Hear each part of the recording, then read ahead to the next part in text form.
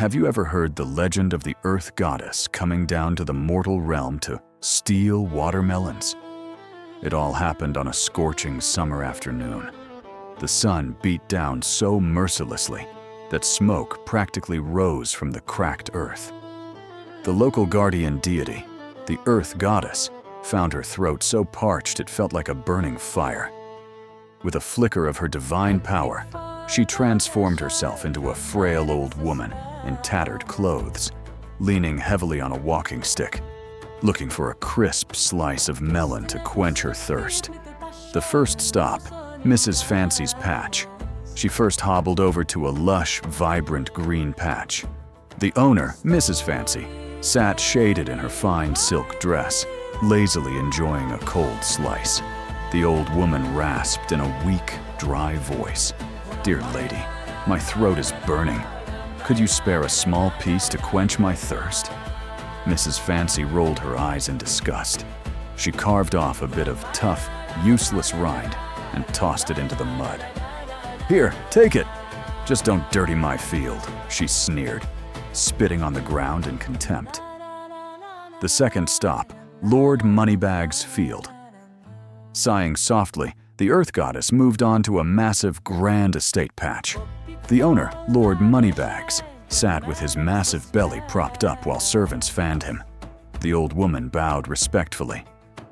"Kind lord, please, just a drop of melon juice for a thirsty soul?" Without a second thought, a servant snatched a spoiled, discarded rind and hurled it straight at her face. "Beat it, hag. Beggars don't get free handouts." The rind was ice cold, slimy, and reeked of rot. The third stop, Honest Joe's dry plot. Heartbroken, the Earth Goddess wiped her face and shuffled down to a tiny, barren plot at the foot of the mountain. The vines here were withered, and the melons were puny. But she was so overcome with thirst she could barely stand. Her trembling hands reached out toward the smallest melon on the vine. Suddenly, a screech echoed behind her. "Hey, Joe, look fast! That old thief is stealing your crop!" It was Mrs. Fancy and Lord Moneybags' servants who had followed her just to watch the trouble. The owner of the plot, Honest Joe, stood up. Sunburnt dark and holding a heavy hoe, he caught her red-handed. The Earth Goddess's heart sank to her stomach. To everyone's shock, Joe didn't yell. Without a word, he bent down, picked the absolute biggest, ripest melon in his patch, carried it over to the dirt path, and cracked it wide open with a thud. A sweet, refreshing aroma filled the air. He carefully scooped out the deepest red, most sugary heart of the melon and handed it to her. "Here you go, ma'am. Eat up. Take more if you need it. A hot day like this will ruin your health if you stay thirsty." The goddess reveals herself. The Earth Goddess held the juicy core. The sweet nectar cooled her soul.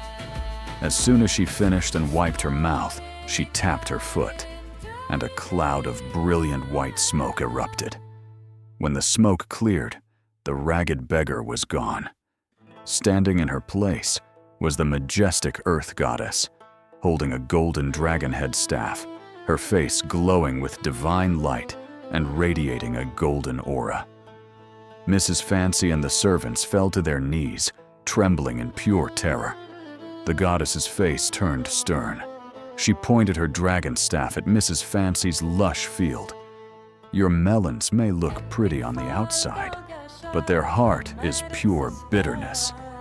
Before her words even faded, every watermelon in the field withered and turned a sickly yellow. She then turned toward Lord Moneybags' grand field and stamped her staff. "Your land is rich, but it is rotten to the core." Cracking sounds echoed across the field as the giant watermelons burst open on their own, spilling sour, foul-smelling sludge into the dirt.